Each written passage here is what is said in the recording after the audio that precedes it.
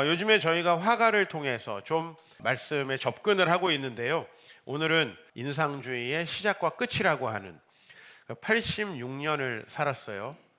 이 정도 살았으면 뭔가 하나 시작해서 끝낼 수 있을 만하죠. 불꽃 같은 예술혼을 불태우고 젊을 때 이렇게 요절하는 분도 계시지만은 86년을 살면서 새로운 길을 찾고 완성한 모네라고 하는 작가에 대해서 여러분들과 좀 나누려고 합니다. 먼저 이 모네는 1840년생인데요. 1858년 그가 18살 때 그렸던 그림 하나 보여드리겠습니다. 아마 여러분들이 그동안에 봤던 어떤 그림보다 와, 잘 그린다 그런 생각이 들었을 겁니다. 우리가 보통 그림 잘 그렸다고 할 때 이렇게 사진처럼, 사진 같습니까? 그림 같습니까? 이거는 사진 같죠. 이 모네의 기술이 거의 사진과 다를 바 없이 이제 나아졌죠. 사실은 르네상스 이후로부터 원근법. 그렇죠? 제가 오늘 여러분을 볼 때 앞에 있는 분들은 커 보이고 뒤에 있는 분들 작아 보이고, 그 다음에 분명히 여러분들은 지금 일렬로 있는데 저에게는 이렇게 보입니다. 이렇게 여러분이 저를 중심으로 뒤쪽이 좁아 보이게 앉아 있는 것처럼 보이거든요. 이런 것들을 발견한 게 이제 원근법이고, 또 이제 여러분들이 렘브란트라는 화가도 지난번에 보셨지만 빛, 그렇죠? 이게 똑같이 다 빛을 받고 밝은 채로 그리는 게 아니라 광이 어떤 있는 채로 그 모습까지 담아내는, 그죠? 그런 것들 보셨는데, 그런 그림의 기술들이 최고조에 달한 게 아마 이 그림 아닌가. 루엘 풍경이라고 하는 그림인데, 이 모네는 이렇게 미술 실력이 뛰어났는데요, 또 굉장히 불행한 사람이기도 해요. 모네가 이 그림을 1858년에 그렸는데 1850년대에 발견된 기술이 뭐냐면 사진 기술이에요. 내가 열심히 그림을 그리고 있는데 사진을 딱 찍으면 끝나요. 그러면 여러분 어떻게 했어요? 초상화를 열심히 그려서 예술성이 있다. 물론 초상화를 그려서 돈도 벌었지만 야, 참 멋지다, 그죠? 근데 사진이 딱 나와 버렸어요. 자, 이 예술계는 대혼란이 생긴 거죠, 그죠? 그래서 이제 이 모네라고 하는 사람은 고민을 합니다. 아니, 난 이렇게 실력을 완비했는데 다 나와버린 거죠. 요즘에 뭐 세무, 회계 이런 업무를 이제 AI가 대신한다고 합니다. 심지어는 논문도 여러분보다 엄청나게 짧은 시간에 갑자기 써서 냅니다. 그죠? 구버라고 하는 이제 AI 검색 기술들이 시험판으로 제공되기 시작했는데, 뭐 보고서를 뚝딱 써줍니다. 여러분들이 막 몇십 일씩 고민해서 이게 보고서야 하고 까이는 그거 있잖아요. 그거를 5분이면은 완벽하게 써줍니다. 그래서 저도 이제 부교역자들의 보고서에 그만 의지하고 2025년 강남에서 목회를 어떻게 해야 되는가에 대해서 구버에게 한번 보고서를 써보게 하려고 생각 중입니다. 그러면 아주 그럴싸하게 쫙 써서 낸다는 거예요. 그럼 우리가 그동안에 한 일은 무엇인가, 뭐 이런 생각이 들겠죠. 그러니까 이 모네의 이 그림은 정말 그 교차되는 지점에 있는 것 같아요.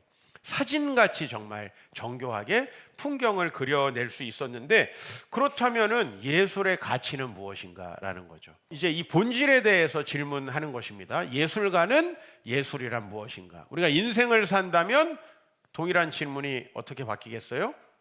인생은 뭘까라고 이렇게 바뀌겠죠? 그죠? 여러분들이 크리스찬이라면 신앙의 본질은 뭔가? 저처럼 교회를 위해서 일하는 사람은요, 교회의 본질이 뭔가 이런 걸 고민을 해야 되겠죠. 우리 인생은 어떻게 보면 다 이런 교차점 안에 있습니다. 모네뿐만 아니라. 모네는 어떻게 하면 예술이 예술로서 이 시대에도 기능을 할 것인가, 사진이 모든 걸 대체해버린 시기에, 그래서 이제 사실을 그리는 시기가 끝났다라는 거예요. 저도 이제 이 교회에 대해서 고민하면서 교회가, 한국교회 80년대, 90년대 폭발적인 부흥을 합니다. 여러분들이 지금 서울에 다니다 보면 엄청나게 큰 교회들이 다 그때 이제 대부분 지어지게 되고요. 저도 이제 그런 교회에서 90년대 중반부터 사역을 하게 됩니다. 그런데 이제 부흥하고 큰 교회가 되는 건 성공했는데 그 교회가 세상의 빛과 소금이 되어야 하는데 사람들이 교회인가 저게? 약간 이런 질문들을 하기 시작했습니다. 그죠? 거기까지 가기가 얼마나 힘들었어요. 모네가 18세에 여기까지 가기가 얼마나 힘들었을까요? 사실을 그리는 데 있어서 그거를 뭔가가 대체했을 때 이제 거기에서부터 이 그림을 이제 14년 후에 내게 되는데요. 엄청나게 고민을 하고 해돋이라는 그림을 냅니다. 사실은 이 해돋이라는 그림을 낸 다음에 엄청나게 혹평을 받았고요. 이 그림 약간 물감 쏟아놓은 것 같은 느낌. 그죠? 잘못하다가 물감 쏟아가지고 막 펼쳐놓은 것 같은 그런 느낌이 드는데 이 해돋이 사람들이 혹평을 하니까 인상 해돋이라고 이렇게 제목을 붙였다고 합니다. 그러니까 이 인상파라는 말은 인상이 더럽다는 말도 아니고 정말 이렇게 이제 새롭게 어떤 임프레션을 그리기 시작했구나라는 말도 아니고 뭐 저딴 그림을 그리느냐라고 하는 비아냥에서 시작된 말이라고 해요. 사실요, 그리스도교가 처음 시작됐을 때 그리스도인이라는 말은 무슨 말이냐면 저 유대인들 중에 33살에 죽은 어떤 예수를 그리스도라고 믿는 이상한 인간들의 집단이다, 뭐 그런 뜻이었어요. 처음에는 다 그런 식으로 붙여지죠. 왜? 생소하기 때문에. 그러니까 본질을 찾아서 새로운 길을 가는 사람은 처음에 다 그런 유의 어려움을 겪는 것 같아요. 우리가 새로운 교회를 시도할 때도 마찬가지죠. 그래서 이 해돋이라는 그림은 어떻게 보면 이제 모네가 새롭게 뭔가를 찾아가는 그 길이었다고 보여지고요.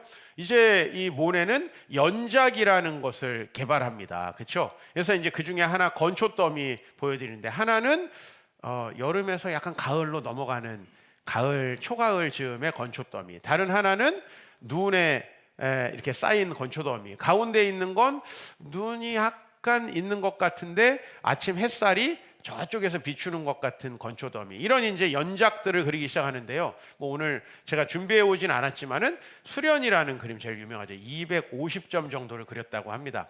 그러니까 그 수련을 여러 시기마다 또 여러 느낌마다 그림으로써 수련은 하나로 정의될 수 있는 게 아니에요. 이 수련은 이렇게 수많은 빛과 또 시기에 따라서 다른 느낌을 주는 것이라고 정의하게 됐고, 이런 것들이 결국에는 이제 새로운 예술, 이게 정말 예술이구나, 사진이 나와도 여전히 예술은 필요하구나 라고 하는 확고한 예술의 손에다가 손을 들어준 인생이 모네라고 할 수 있습니다. 저는 뭔가 앞서간 사람, 미술의 분야에서는요, 뭐 저는 미술의 분야 전혀 모르지만 미술의 분야에서 앞서간 사람, 뭘 고민합니까? 본질을 고민한다는 거예요. 그러니까 우리가 인생에서 남들보다 앞서가려면은 뭐 빨리 성공하고 초등학교 때 영재되고 그건 아니더라고요. 그게 아니라 인생 자체에 대해서, 그 본질에 대해서 고민할 수 있는 사람, 물론 고민만 하다가 끝나는 사람은, 해답을 찾지 못하는 사람은 그 경지에 이르지 못하죠. 그러나 그 본질을 고민하는 사람, 우리 교회도 어떻게 보면 고민에서부터 시작이 됐고요. 고민에서부터 시작을 하다 보니까 뭔가 다른 것을 할 수 없을까? 이렇게 고민하는 시기가 많았고, 정말 이 모네가 했던 그런 고민들을 많이 느끼면서 제가 오늘 마태복음 7장 좁은 문으로 들어가라 혹은 좁은 길로 걸어가라 이렇게 할 수 있는 이 문장에 대해서 이렇게 정의한 거예요. 그리스도인들이라면 남들이 다 가는 길은 피하라.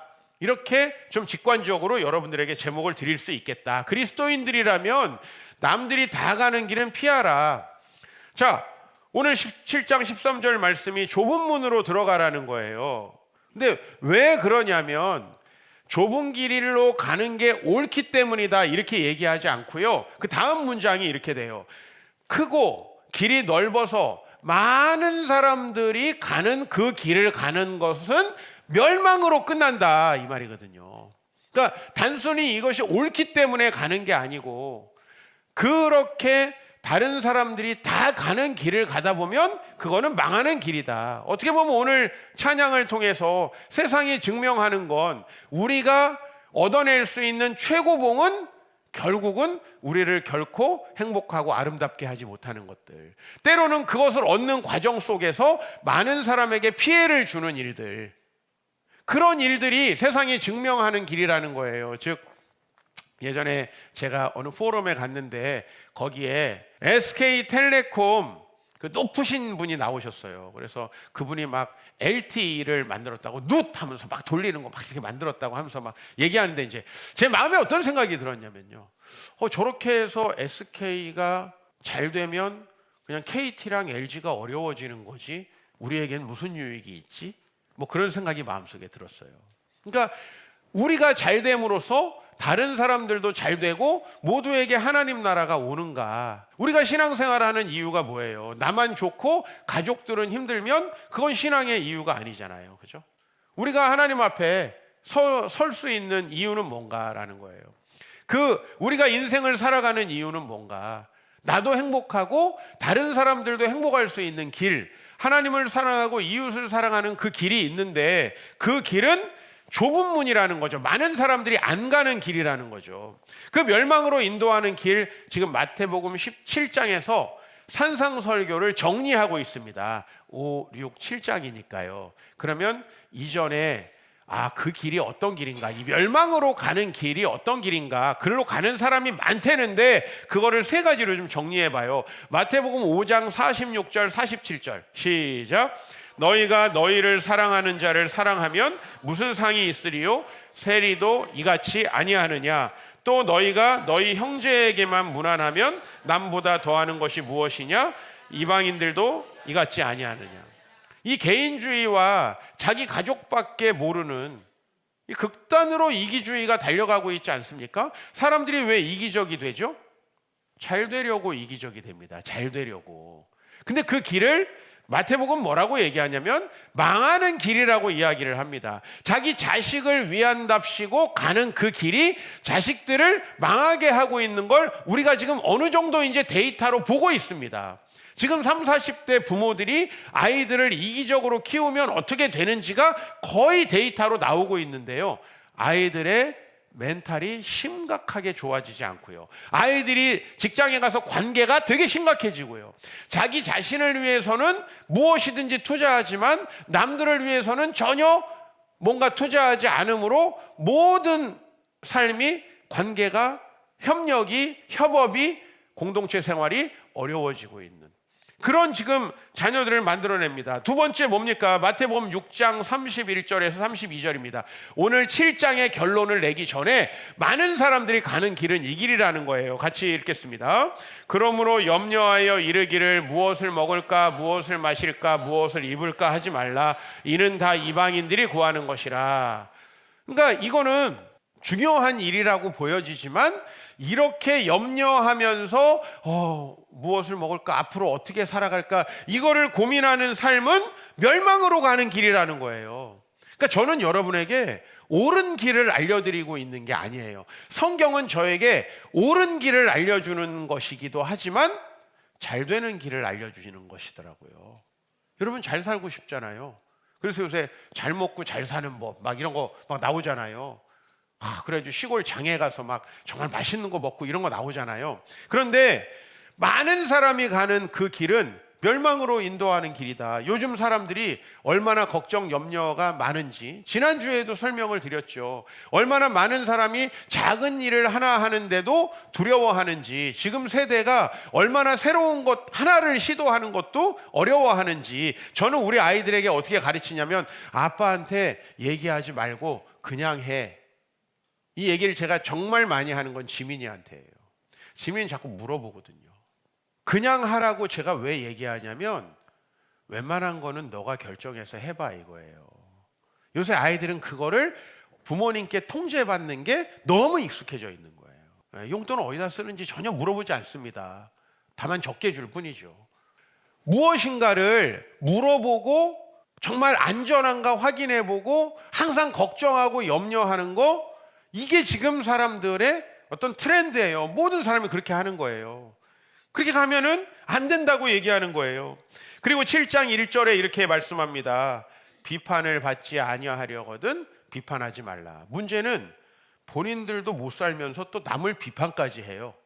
이게 산상설교가 지금 얘기하고 있는 거예요. 자기밖에 모르고 자기 이익되는 사람만 만나고 자기가 어떻게 하면은 잘 될 건지 그 이기심 안에서 멸망의 길을 가면서 또 염려하고 걱정하고 두려워하면서 인생에 가치 있는 일들을 하나 시도하지 못하면서 내로남불까지 한다는 거예요.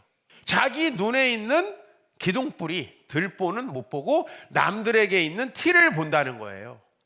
그죠? 교회에서도 그런 걸 많이, 본인도 신앙생활 제대로 못하면서 남을 평가하고 있는 거예요. 이게 못하는 것도 싫지만 남을 평가하는 건 진짜 꼴 보기 싫은 일이거든요. 이게 바로 멸망으로 인도하는 길이에요. 사람들이 일반적으로 택하는 길. 그럼 사람들이 왜 그걸 많이 택할까요? 여러분들 길을 가다가 누군가 한 사람이 벤치에 앉아서 책을 읽고 있어요. 그러면 나도 저렇게 해야지 그런 생각이 듭니까? 그냥 지나가요. 근데 누군가가 막 싸움 구경을 하고 있어요. 사람들이 웅성웅성 모여 있어요. 그러면 차 세우고 보려다가 꽝! 사람들이 많다는 건요, 굉장한 착시를 일으키는 거예요. 지금 인터넷에서 왜 말도 안 되는 자극적인 기사들이 수많은 클릭을 하냐면, 자극적이니까 누군가가 클릭을 하고, 클릭을 해서 많이 클릭 수가 있으니까 뭔가 하고 또 클릭을 하고, 많이 봤더니 계속 궁금해가지고 사람들이 보다 보니까 엄청나게 클릭을 하는 거죠. 그죠? 멸망으로 인도하는 그 길에는 많은 사람들이 뭐가 있나라고 생각하게끔 포진된다는 거예요. 항상 이게 어렵다는 거예요. 남들은 다 하는데 난 못한다, 이런 얘기 자식들한테 많이 들어봤죠. 남들이 다 하는데 난 왜 안 해줘? 그죠? 남들이 다 하는 그 길을 가다가 사실 우리 인생이 너무 평범해지는 거거든요. 남들이 다 가는 그 길을 가다가 우리가 망하는 거거든요. 남들이 다 가는 길은 피하라는 거예요, 성경 말씀은. 그리고 이 남들이 다 가는 길은 그 길이 옳다라고 확신하기도 어렵지만 정작 실행을 하려고 그러면 나만 바보가 되는 것 같은 그런 느낌이 들어서 이걸 포모라고 하죠, 요새. Fear of missing out. 그래서 여러분들이 본질, 믿음 안에서 길을 찾으면 성경 말씀 이렇게 얘기를 하고 있어요. 그게 잘못되는 길도 아니고 망하는 길도 아니고 오히려 잘 되는 길이고 하나님이 그 길에 복을 주신다는 거죠. 그러니까 정작 가보면 그 길은 진짜 좋은 길이에요. 14절 말씀 같이 보겠습니다. 생명으로 인도하는 문은 좁고 길이 협착하여 찾는 자가 적다. 이거 뒤집어서 제가 한번 읽어볼게요. 비록 좁고 협착하여 많은 사람들이 찾는 길이 아닐지라도 그 길을 가는 사람은 생명을 얻는다, 이런 얘기죠. 그죠? 그 짜릿함을 위해서 생명을 얻는 거예요. 여러분, 이 느낌 굉장히 필요한 겁니다. 좀 유사한 느낌을 여러분에게 설명하기 위해서 제가 이 묘한 느낌을 받았던 그 어느 날을 좀 설명해 볼게요. 제가 대학교에 다니고 있었던, 이제 군대를 갔다 와서 대학 생활을 하던 중에 한 명절 때예요. 낮에 가족들과 명절을 보내고 혼자서 처음으로 3,000원을 내고 독서실을 갔어요. 이렇게 불 켜지고 막 좋은 독서실 있잖아요. 그건 독서실을 갔어요. 명절 때 아무도 없어요. 혼자 책을 보는데 나는 왜 이렇게 살아야 되나, 그 생각이 들었으면 제가 여기까지 못 왔죠. 뭔가 나만 잘못된 길을 가고 있다는 생각이 드는 게 아니라 그래도 나는 남들과 좀 다른 길을 가고 있구나라는 그 생각이 드는 거죠. 이거 그냥 뭐 잘난 척도 아니고 뭣도 아니고 느낌을 설명하기 위한 거예요. 그러니까 보통은 포모를 느낄 수 있는 현장이죠. 그죠? 난 왜 명절 때도 이러고 앉아 있어야 되나? 난 왜 명절 때도 보고서를 쓰고 있어야 되나?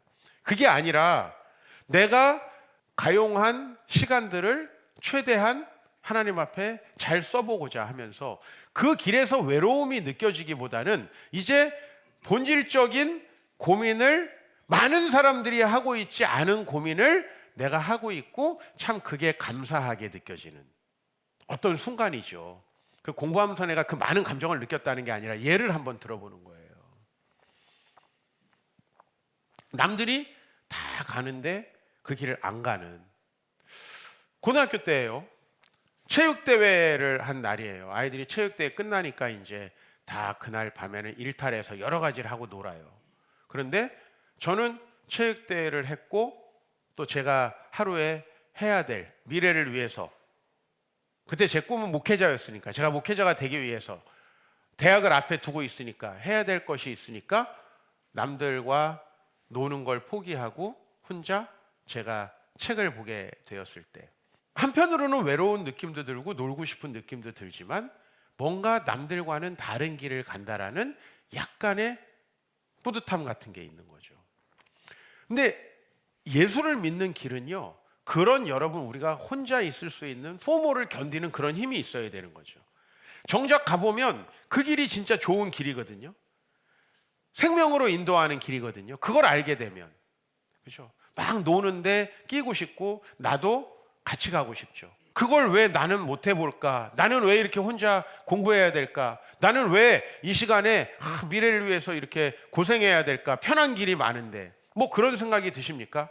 위기입니다. 천국길에는 대단히 용기가 필요한 겁니다. 그리고 내가 가고 있는 길, 그 옳은 길에 다른 사람이 없을 때 약간의 행복감을 느껴야 됩니다. 그거는 그 사람을 독특하게 만들어주고, 그건 그 사람을 특별하게 만들어주는 거죠. 다른 사람들과 똑같은 길, 많은 사람들이 즐거워하는 길을 가면 여러분은 얘들이 놀 때도 놀고 얘들이 놀 때도 놀고 얘들이 놀 때도 놀고 여러분만 계속 놀게 돼요. 내가 뭔가에 끼고 싶으면 얘들이 뭐에 뭐 막 명품에 집착할 때 명품에도 집착하다, 얘들이 차에 집착할 때 차에 집착했다가, 얘들이 뭔가에 쾌락에 집착하고 어디 여행에 집착하면 거기에 집착했다가 나는 계속 그것에 내 인생을 소비하게 된다는 거죠. 바람잡이를 생각해 보세요. 막 바람잡이가 이거 저도 주세요 저도 주세요 그러니까 나도 그거 못 사면은 안 될까 봐. 그리고 항상 거기는 이제 다 떨어진다는 항상 말을 하죠. 홈쇼핑에서 이번 홈쇼핑에만 이 가격으로 만날 수 있다는 얘기를 왜 모든 홈쇼핑이 하는 걸까요? 나는 어쩌다 채널을 돌리다 홈쇼핑을 만나면 그 얘기를 안 하는 방송은 한 번도 없는 것 같아요. 이번만 여기에서만 그 기회가 있다. 포모를 자극하는 거죠. 여러분, 그렇게 남들이 다 가는 길을 가면 100% 망한다는 걸 알아요. 남들과 좀 다른 길, 그 다른 길이 무엇이라고 딱 정의하기는 어려워요. 그러나 우리 인생에는요, 다 모래와 같은 고민들이 있어요. 본질에 대한 고민들이 있어요. 그게 없이 남들이 다 가는 거, 아유 좋은 게 좋은 거지 하면 절대로 천국은 누릴 수 없다라는 거죠. 주님의 그 길을 가는, 생명의 길을 가는, 또 하나님 나라를 누리는 그 길을 가는 데에는 그래서 용기가 필요한 거죠. 아브라함 본토 친척 아비 집을 떠났습니다. 많은 사람들과 같이 갔을까요? 그 길을 가는 길에 너도 가냐? 너도 가냐? 너도 가냐? 였을까요? 아마 혼자였을 가능성이 많습니다.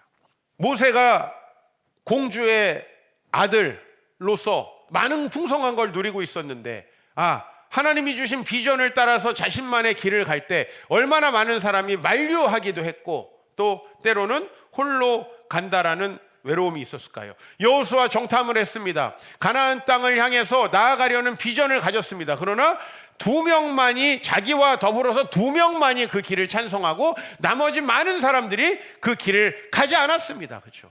신앙의 길에 여러분한테 왕따나 이상한 사람이 되라는 게 아니고요.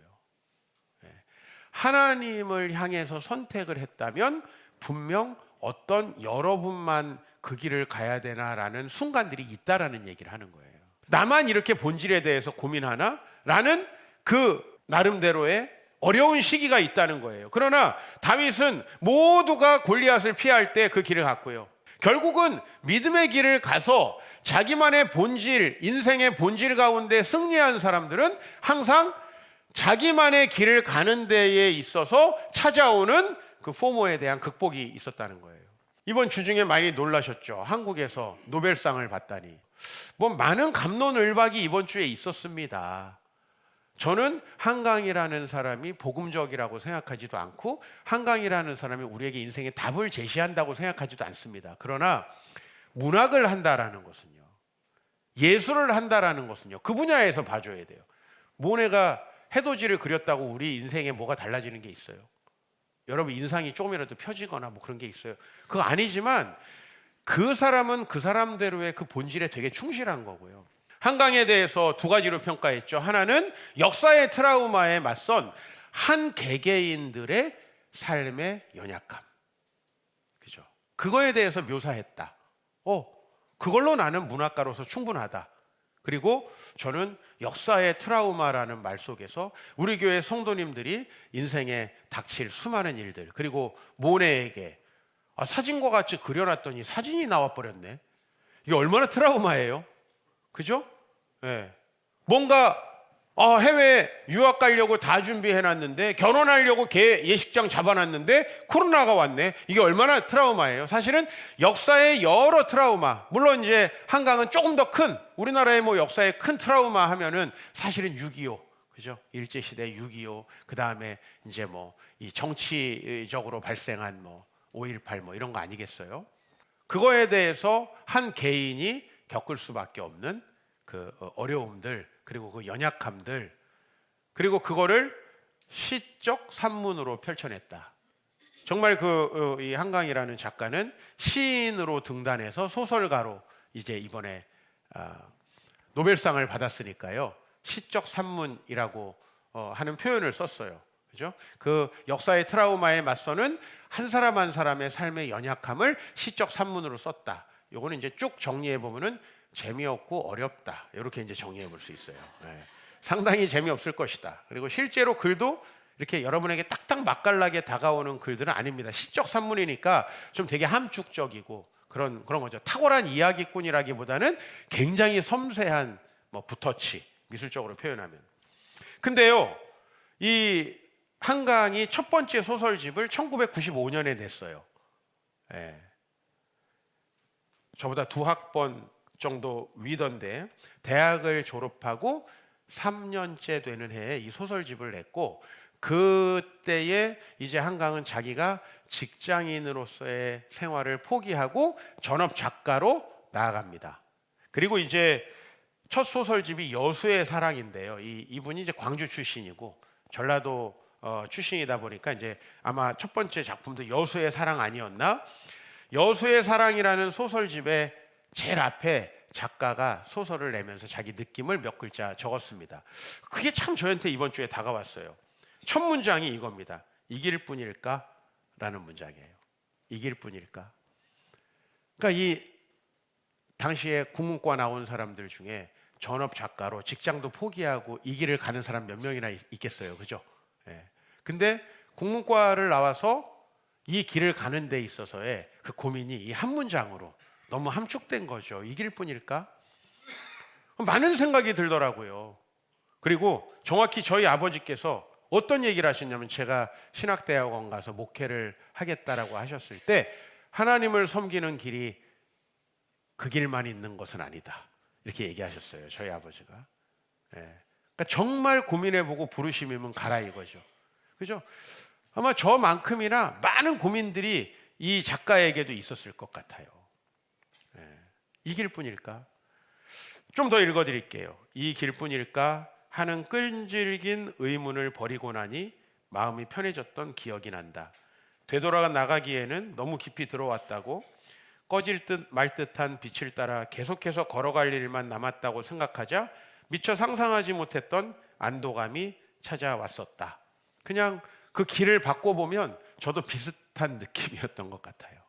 예. 이 길뿐일까 하는 내 자신의 확신에 대한 의심, 많은 사람들이 가지 않는 그 길에 대한 불안함, 왜 없겠습니까? 그죠? 또 아마 주변 사람들의 만류가 있었을 겁니다. 그래도 아버지께서 소설가셨기 때문에 좀 더 선뜻 이해해 주시지 않았을까?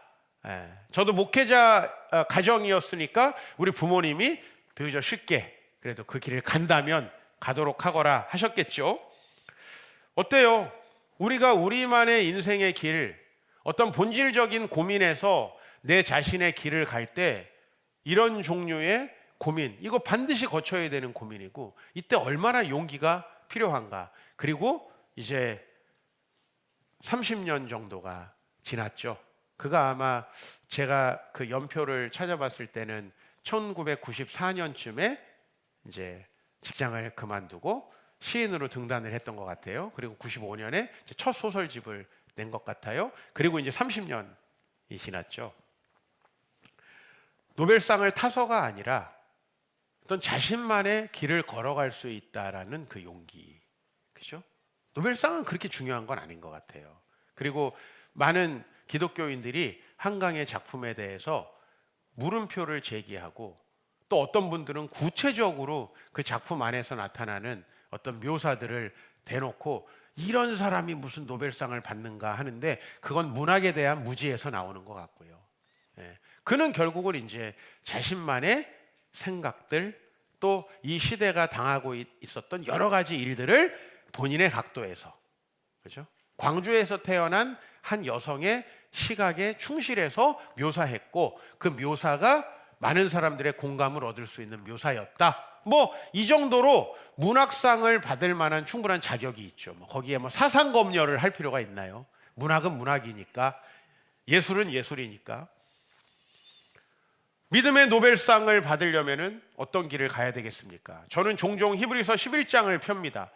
히브리서 11장 7절, 믿음으로 노아는 아직 보이지 않은 일에 경고하심을 받아 경외함으로 방주를 준비하여 그 집을 구원하였다. 아니, 남들은 무시하고 있는 그 하나님 나라의 경고, 그 길 가면 안 된다, 넓은 길 가면 안 된다라는 경고를 받고 좁은 길을 혼자서 갈 때 얼마나 용기가 필요했을까? 8절에 믿음으로 아브라함은 부르심을 받았을 때 순종하여 장래 유업으로 받을 땅에 나아갈새 갈 바를 알지 못하고 나갔다. 그죠? 앞으로 어떤 일이 있을지 뭔가 보장된 것이 없이 그 길을 가는데, 17절 아브라함은 시험을 받을 때 믿음으로 이삭을 드렸으니, 이 길들이 얼마나 남들답지 않은 선택입니까? 하나님과의 관계 속에서 믿음으로 요셉은 임종시에 이스라엘 자손이 떠날 것을 명했다. 자기가 순종했으니 너네 대대로 여기에 살아라가 아니라 우리가 최종적으로 가야 될 곳은 가나안 땅이고 그것이 우리를 부르신 하나님의 장소다. 떠나라. 이 어느 길 하나가 남들이 다 가니까, 남들이 다 하는데 왜 난 못해요? 혹시 남편과 아내에게 그런 얘기 아니에요? 남들 다 하는데 왜 나는 안 해줘? 남들이 다 가는 길은 한 번쯤 안 해보면 어때요? 그죠?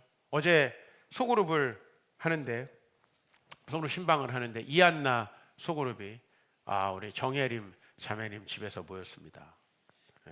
근데 어떻게 하다가 제주도 얘기가 나왔어요. 아이들이 제주도를 가고 싶다니 제주도를 가자. 제주도도 한번 안 가봐서 되겠냐? 우리 이한나 집사가 이야기를 했대요. 그랬더니 강서연 집사가 나는 제주도를 한 번도 안 가본 사람으로 남고 싶다. 애들은 어차피 수학여행 때도 갈 거 아니냐? 나는 한 번도 안 가본 사람으로 남고 싶다. 그러고 보니까 한 번도 안 가본 사람을 훨씬 더 진귀하잖아요. 초연기념물. 뭐 이건 신앙도 아니고 뭣도 아니긴 하지만, 여러분, 나만 안 가봤네 하면서 징징거리는 것보다 훨씬 낫지 않습니까? 남들이 다 하는 거를 나도 해야지 하는 그 마음이 우리를 하나님 나라에서 멀게 만든다. 굉장히 독특한 발상이다. 한 번도 안 간, 나는 왜 여기도 못 가봤어. 목사님은 다음 주에 또 프랑스에 집회 가신대. 난 프랑스에 언제 가? 하고 남편을 혹시 쪼는 분이 있다면, 프랑스를 한 번도 안 가본 사람으로 난 남고 싶다. 신앙적인 얘기를 제가 하는 게 아니에요. 지금 경계선을 넘나들고 있는 겁니다. 왜 우린 그걸 해야 됩니까? 포모를 느꼈던 적이 있습니다. 저는 일반 대학을 나왔으니까 목회자는 아주 소수고 대부분이 사회에서 여러 가지 일을 하고 있습니다. 아주 잘 나가는 세상 친구의 전화를 하필 개척한 지 얼마 안 돼가지고 라면을 먹다가 받았을 때, 사역을 하는데 사역의 방법은 여러 가지잖아요. 근데 왜 너만 개척하냐 하면서 여러 번 전화를 받았습니다. 건물이 있는 좋은 교회가 담임 자리가 나왔으니 가는 게 어떠니? 근데 그런 생각들 때로는 흔들릴 때 있죠.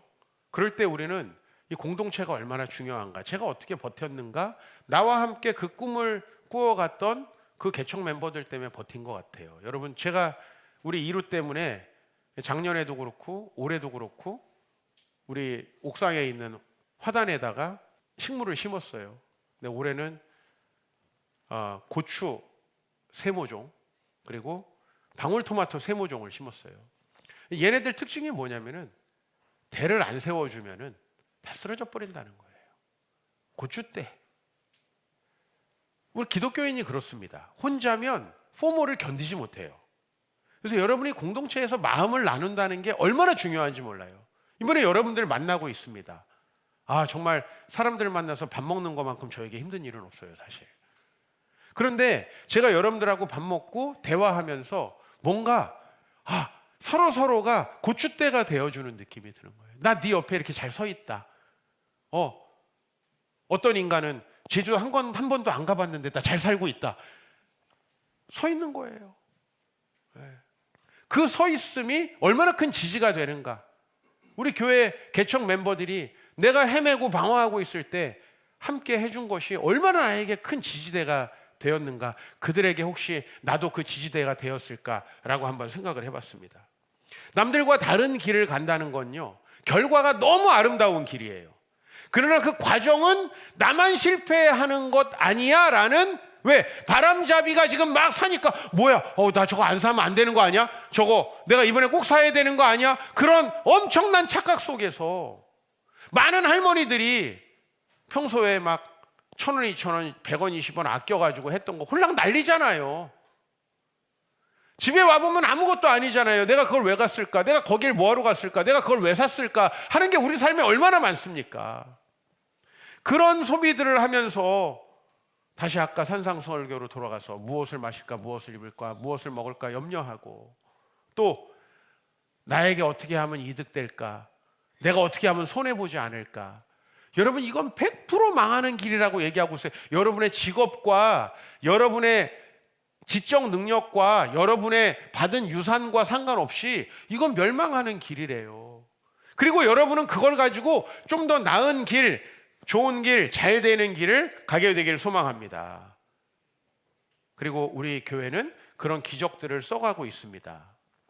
이 정말 화려한 강남에서 정말 초라한 냄새나는 작은 지하에서 우리 교회가 시작됐습니다. 많은 사람들이 제가 가는 길을 만류했고, 아마 우리 성도님들 잘은 몰라도 옆에 있는 큰 교회들, 또 화려한 교회들, 또 교회를 안 다니면서도 잘 살아가는 사람들을 보면서 흔들리시기도 했을 겁니다.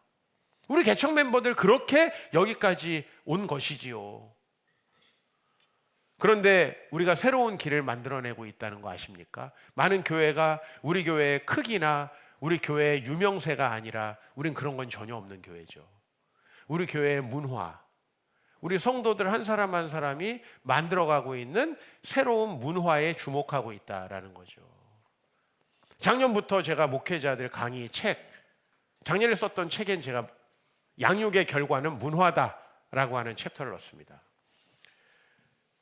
성경이 증거하고 역사가 증명합니다. 세상이 증명하는 것, 우리가 걱정하고 염려하며 이기심으로 취하려고 하는 것들, 우리에게 결코 만족감 주지 못한다. 만족 주지 못한다. 여러분의 영혼의 깊은 곳에 만족을 주는 것은 결국은 본질, 복음의 본질에 충실하게 살아가는 건데, 그렇게 살아가지 않는 많은 사람들의 그 화려함에 우리가 속기 때문에 그 길이 굉장히 어려운 길이라는 거고요.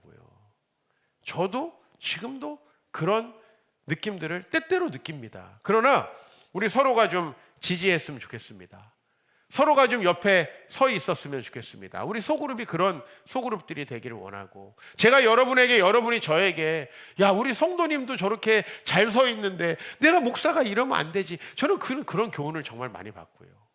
우리 교회 일부 성도님들에게는 나보다 훨씬 낫다라는 생각을 솔직히 합니다. 나는 세상에 나가서 저렇게 직장 생활하면서 저렇게 살긴 어려웠을 것이다. 난 목사니까 좀 세상 사람 만날 일 많이 없고, 때로는 보호될 수 있으니까, 이거 예배 빠질 수 없으니까. 그러나 예배를 빠지면 더 돈을 벌 수 있고, 예배를 빠지고 여러분들이 세상에 모임에 나아가면 훨씬 더 인맥이 쌓일 수 있는데, 이 자리를 선택하고 나온다는 건 사실 목사보다 훨씬 힘든 일이거든요. 그 정도는 저도 알거든요. 근데 여러분이 그 남들이 안 가는 그 길을 가면서 반드시 하나님의 나라, 하늘의 것, 그거 누릴 수 있게 되길 바랍니다. 그리고 그렇게 승리하는 삶을 반드시 체험할 수 있게 되길 바랍니다. 그리고 두려워하지 마십시오. 우리 교회가 가는 길이, 우리가 함께 가는 길이 그 길을 조금씩 증명해내고 있습니다. 저와 여러분들 또 우리는 쓰러지겠죠. 그죠?